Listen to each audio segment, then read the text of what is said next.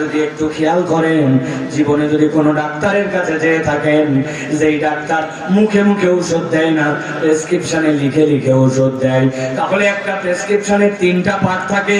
গভীর মনোযোগে খেয়াল করেন। বাম পাশে হয়তো একটা ভাঁজ থাকে অথবা একটা দাগ থাকে, উপর দিকে একটা ভাঁজ থাকে অথবা দাগ থাকে। উপর দিকের এই অংশে ডাক্তারের নাম বাংলা ইংরেজিতে লেখা থাকে।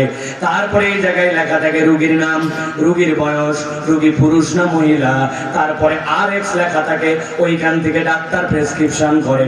আর বাম পাশে একটা ফাঁকা থাকে, কি লেখা থাকে কেউ কোনোদিন চিন্তা করে নাই। কি লেখা থাকে খেয়াল করেন। আপনি ডাক্তার দেখাতে গেছেন, আপনার মাথার ব্যথা নিয়ে গভীর মনোযোগে বোঝার চেষ্টা করেন। ডাক্তার জিজ্ঞাসা করছে মাথা ব্যথাটা ঠিক কোন সময় করে, খালি পেটে না ভরা পেটে? মাথা ব্যথা করলে সামনের থেকে পিছন দিকে যায় নাকি পিছন থেকে সামনের দিকে আছে? মাথা যখন ব্যথা করে তখন কি আপনার চোখে দেখতে সমস্যা হয়?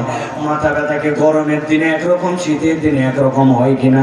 ডাক্তার আপনার মাথা ব্যথার কথা শুনেছে, আর বাম পাশে চিকন যে জায়গা, ওই জায়গায় ছোট্ট ছোট্ট করে কি যেন লিখে রেখেছে। আপনি জিজ্ঞাসা করেন নাই, আপনি বুঝতেও চান নাই, কিন্তু বাম পাশের ওই জায়গায় লেখা আছে। যদি কেউ প্রশিক্ষিত ডাক্তার হয় তাহলে ডাক্তার এখানে কি লিখেছে জানেন?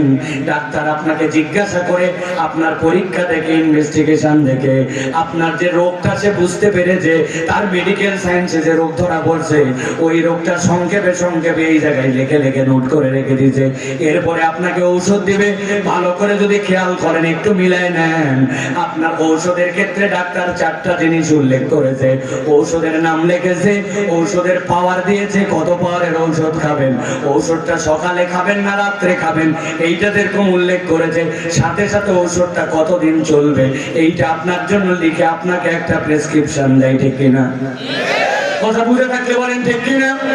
আমার আল্লাহ রাব্বুল আলামিন বলছেন, কদ জাআকুম মাউইযাতুম মির রাব্বিকুম ওয়া শিফাউল লিমা ফিস সুদূর।